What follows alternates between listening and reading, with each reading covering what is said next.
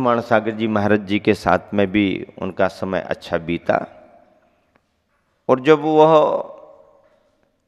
इस तैयारी में लगे हुए थे तो सूरत चतुर्मास के पहले पहले हमारे पास भी आए थे। और सूरत चतुर्मास की स्थापना जब हमारी हो रही थी तो उसके पहले पहले आकर के उन्होंने भाव भी प्रकट किया कि महाराज जी ऐसा आशीर्वाद दो, गुरु जी को हमने निवेदन कर लिया है और हमारी भी दीक्षा जल्दी हो जाए। अब बहुत यहाँ वहाँ और सब कार्य कर लिए हैं, अब तो बस गुरुवर के चरणों में रहना है और आप आशीर्वाद दो, दीक्षा हमारी हो जाए। हमारे चतुर्मास से स्थापना के पहले पहले ऐसा निवेदन करके आशीर्वाद ले करके सूरत पार्ले पॉइंट से वो गए थे। और क्या पता कौन सा भाग्योग उनका पुण्य योदय में आया कि गुरुवर ने उनके निवेदन को ध्यान में रखते हुए और पूर्णिमा की शुभ तिथि में उन्हें और अन्य 2 ब्रह्मचारियों को एक साथ 3 मुनि दीक्षा सहज, किसी को जानकारी नहीं, कोई चर्चा नहीं, कोई कुछ नहीं, संग कोई मालूम नहीं, और ऐसा करते 3 मुनि दीक्षाएं प्रदान की थी। रोहित भैया का नाम मुनि संधान सागर जी रखा गया, एक भैया का नाम संस्कार सागर और एक का नाम ओंकार सागर रखा गया। ये बीना 12 सन 2015 में चतुर्मास स्थापित होते ही 3 मुनि दीक्षाओं का ये विशेष प्रसंग आप सबके बीच में मैंने प्रासंगिक समझ करके रख दिया है। आचार्य श्री के चतुर्मासों में और अन्य समयों में विभिन्न नगरों में विहार जो हुए उन सभी में कुछ विशेष विशेष कार्यक्रम भी संपन्न हुए। विदिशा से चतुर्मास जो हुआ तो शीतकालीन नेमावर में, उस समय ऐसा था कि नेमावर से विदिशा, विदिशा से नेमावर, ऐसा सुयोग बना। और नेमावर शीतकाल में जब विराजमान थे तो पंडित दरबारी लाल जी कोठिया जी आए हुए थे, उनकी संलेखना भी हुई थी। ऐसा प्रसंग हमने एक बार आपको सुनाया है। खातेगांव का पंचकल्याणक चंद्रप्रभु दिगंबर जैन मंदिर का 18 जनवरी से 24 जनवरी यानी 2015 की शुरुआत हो गई थी, संपन्न हुआ। खातेगांव का पंचकल्याणक संपन्न करके आचार्य श्री ने जो विहार किया तो विहार करते हुए आचार्य श्री सिलवानी, टड़ा आदि होकर के और गौरझामर के पंचकल्याणक को संपन्न कराने के लिए पहुंच रहे थे। उस समय आचार्य श्री पुनः तीसरी बार टड़ा से होकर के ग्राम नन्नी देवरी होकर के और फिर गौरझामर के लिए बिहार किए पंचकल्याणक को। एक ग्रामवासियों का, जैन जैनेतर बंधुओं का भी सौभाग्य था, उन्हें उम्मीद भी नहीं थी कि इतना बड़ा संघ और पुनः अपने ग्राम से होकर के बिहार करेगा, लेकिन आचार्य श्री का कुछ भाव बना और किया। और 2015 के इस प्रवास में आचार्य श्री का पुनः आहार भी राजा राम जी के यहाँ ही हुआ, मतलब दूसरी बार आहार का उनको योग मिला। प्रवास आचार्य श्री का अच्छा रहा, प्रवचन प्रभावना भी हुई, जैन जैनेतर सभी ने लाभ लिया। और वहाँ से फिर बिहार करके गौरझामर का पंचकल्याणक 6 फरवरी से 12 फरवरी 2015 तक संपन्न कराया। 2015 का चातुर्मास आचार्य श्री का बीना बारह का संपन्न हुआ था। और बीना बारह चतुर्मास के बाद में गढ़ाकोटा में 30 नवंबर से 6 दिसंबर तक का पंचकल्याणक संपन्न कराया। उसी के तुरंत बाद रहली में 8 से लेकर के 14 दिसंबर 2015 में रहली का पंचकल्याणक संपन्न कराया।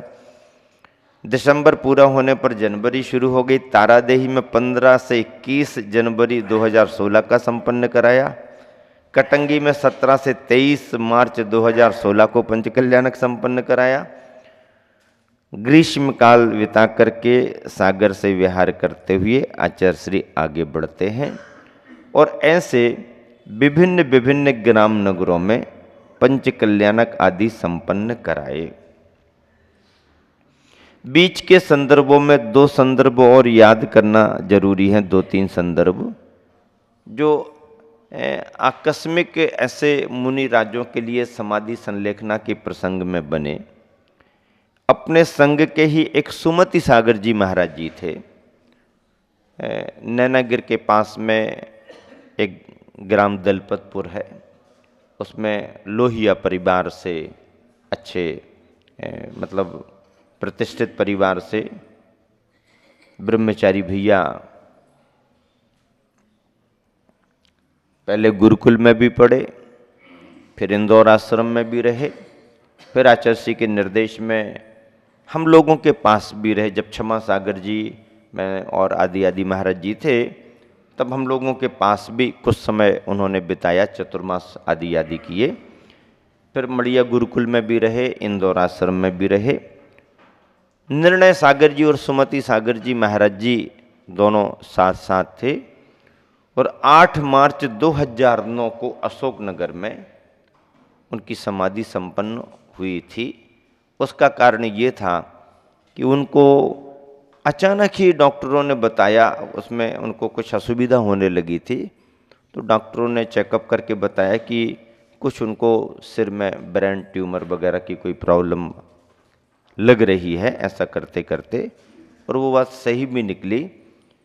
उपाय भी ऊपरी जो उपचार के रूप में किए जा सकते बहुत किए गए, उनको रास्ते भी दिए गए और उन पर छोड़ भी दिया गया कि आपकी जो भी मर्जी हो, जैसी भी अनुकूलता आपकी बनती हो आप देखें। लेकिन उन्होंने आचार्य श्री का आशीर्वाद प्राप्त करके यही निवेदन किया कि इस पर्याय में इतना बड़ा महत्वपूर्ण पद महाव्रतों का मिला है, इन महाव्रतों के पालन के साथ जो उपचार संभव है वो तो कराएंगे, लेकिन इससे हट कर के और कोई रास्ता मैं स्वीकार नहीं करूँगा। और दृढ़ता से उन्होंने अपनी साधना जारी रखी।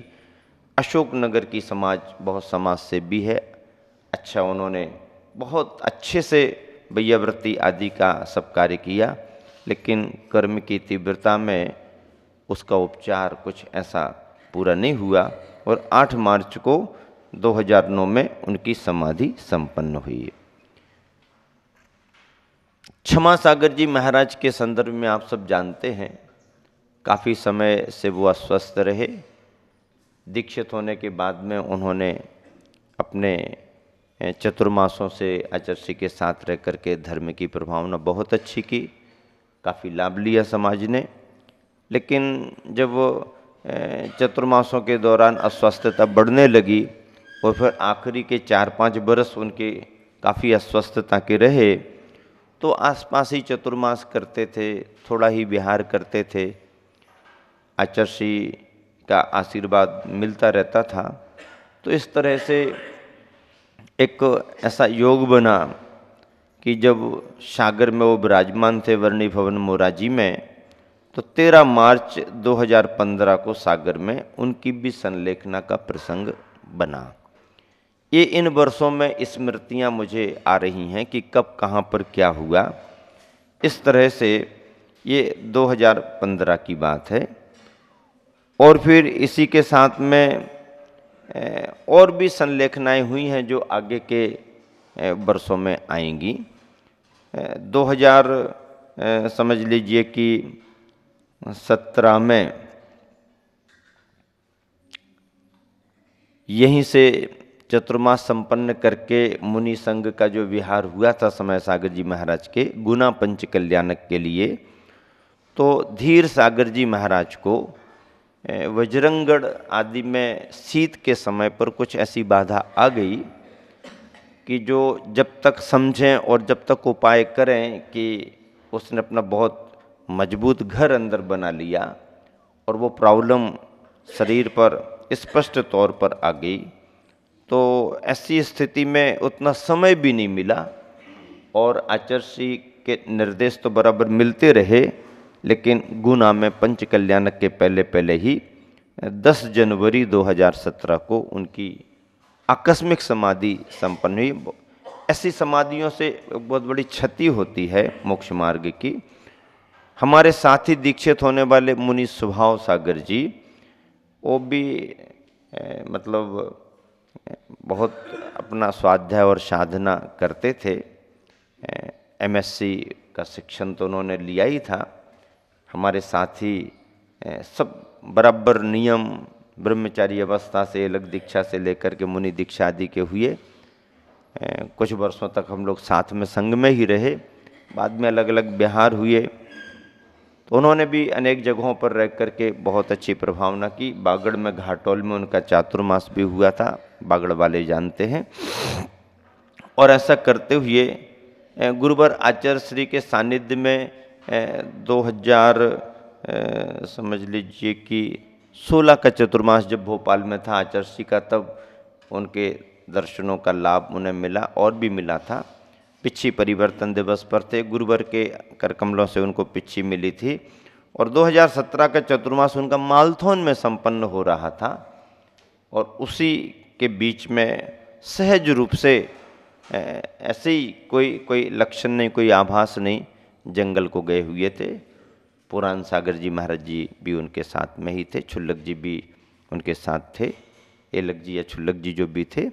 तो ऐसा करके वहीं पर जंगल में उनको कुछ असुविधा हुई और 11 अगस्त 2017 में उनकी भी संलेखना हुई। ये सब आकस्मिक क्षति मानी जाती हैं, जिनकी पूर्ति कर पाना संभव ही नहीं होता है। जिन शासन और मोक्ष मार्ग में लग कर के इन सभी साधकों ने जो श्रेष्ठता उत्कृष्टता का परिचय दिया है, हम लोग तो ऐसी साधना को नमन ही कर सकते हैं, स्मरण कर सकते। और संत शिरोमणि प्रवचन माला के इन वर्षों के संदर्भों को सुनाते हुए इस संघ के जो पहलू हैं, जुड़े हुए संदर्भ हैं, इन्हें रख देना भी मैंने उचित समझा है, ताकि सभी के ख्याल में ये सब बातें भी क्रमवार आती रहें। आचार्य श्री जहाँ जहाँ भी संघ विराजमान होते हैं, अपने निर्देशों से कार्य संपन्न कराते रहते हैं।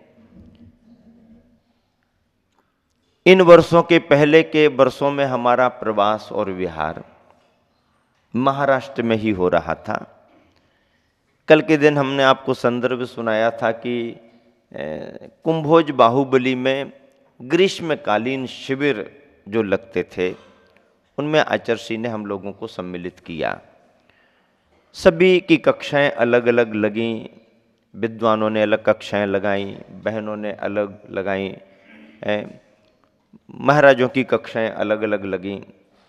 मुझे जो कक्षा दी गई थी रत्नकरंडक श्रावकाचार्य की, आप सुनेंगे तो आश्चर्य करेंगे कि उसमें लगभग 600 से 700 महिलाएं और बालिकाएं थी। वो क्लास हमारी थी। क्लास कह रहा हूं मैं, प्रवचन सभा नहीं कह रहा हूं, क्लास। रत्नकरंडक श्रावकाचार्य पढ़ने वालों की जो क्लास मुझे सौंपी गई थी, उसमें रत्नकरंडक पढ़ने वालों के प्रवेश फार्म इतने भरे हुए थे कि रत्नकरंडक पढ़ना है। ग्रेजुएट, पोस्ट ग्रेजुएट बालिकाएं, बड़ी स्वाध्यायी बालिकाएं और श्राविकाएं, सभी मतलब 600 से लेकर 700 तक की संख्या में। कभी अटेंडेंस ले ही नहीं पाए, इतनी संख्या रहती थी। वो कमरा नहीं मिला था। जो कुंभोज बाहुबली में प्रवचन करने का सबसे बड़ा हॉल था, उसी हॉल में हमारी कक्षा लगाई गई। नियम सागर जी महाराज जी की कक्षा विशेष लगती थी, उनका 1 घंटे का प्रतिदिन प्रवचन होता था। अक्षय सागर जी महाराज जी छड़हाला पर अपना व्याख्यान देते थे। और से प्रशांत निर्वेक सागर जी महाराज जियों की भी क्लासें बहुत अच्छी बड़ी बड़ी लगती थीं। हमारी क्लास थी। एलक निश्चय सागर जी भी उसी हॉल में उसी हॉल में एलक निश्चय सागर जी को बाल बोध पढ़ाने की क्लास मिली। और बाल बोध में कम से कम 400-500 बच्चे कैसे संभालते होंगे। और कभी कभी देखने जाते तो वो बताते कि मैं तो क्या करता, तिलक जी बताते कि 5-7 कार्यकर्ताओं को बीच बीच में खड़ा करके बिठाल करके रखते थे, ताकि बच्चे, अब मराठी वाले बच्चे बड़ी उम्र हो तो हिंदी को अच्छे से पकड़ सकते हैं, मराठी वाले बच्चे कम उम्र वाले तो पकड़ने में थोड़ा विलम्ब होगा। तो उनको शांति बनाए रखने के लिए बीच बीच में कार्य करता और एलक जी बाल बोध शिक्षण देते थे। शिक्षण जो प्राप्त जितना कर पाए, लेकिन अदर एक्टिविटीज़ में समझ लीजिए कि कोई भजन गवाना है, कोई प्रश्न मंच करना है, कोई प्रतियोगिता करना है, कोई कहानी सुनाना है, बच्चों से कुछ सुनना है, तो इस गतिविधि में बच्चे इतने तन्मय रहते थे, इतने खुश रहते थे कि इतनी बड़ी संख्या भी 10 दिन तक शिविर में अच्छे से चली। बहुत बड़ा लाभ बच्चों ने लिया। मतलब इस तरह की कक्षाएं हम लोगों की चलती रहती थी। शिविर संपन्न होने के बाद गुरुवर के निर्देश मिले विहार करने के लिए, और आसपास के ग्राम नगरों में विहार करते हुए कुछ समय का इचलकरंजी में प्रवास हुआ। चतुर्मास की तैयारियां प्रारंभ हो रही थीं और इचलकरंजी वाले आचार्य श्री को निवेदन करके भी आ गए और आश्वासन भी उनको थोड़ा मिल गया, देखेंगे, आशीर्वाद तो है ही। ऐसा करते करते कुछ ऐसा संदर्भ बन गया कि अब एक बड़ा संघ और आ गया। तो बड़ा संघ और आ गया तो उनको आसपास कहीं चतुर्मास करना था, लेकिन वहाँ जमा नहीं, तो वो इचलकरंजी का सोच करके आ गए। तो उनका प्रवास हुआ, बिहार हुआ। यहाँ पर और भी अन्य श्रावक समुदाय आचार्य श्री को निवेदन करने में लगे हुए थे। मुझे अचानक समाचार 13 की तिथि को मिला, चतुर्दशी को स्थापना होनी, 13 की तिथि को मिला कि ऐसा करो, चतुर्मास तुम सदलगा में कर लो। सदलगा में कर लो? अरे सदलगा कर लो, ये तो बहुत अच्छी बात, लेकिन इचलकरंजी से और 13 को अब बिहार हो। पता लगाया क्या बात है, तो समाचार आया कि सदलगा वाले अभी हमारे यहीं बैठे हुए हैं। विनय भैया जी ने समाचार दिया कि सदलगा वाले आचार्य जी के सामने बैठे हुए निवेदन कर रहे। उसमें जैन बंधु तो थे, लेकिन जैनेतर बंधु भी थे,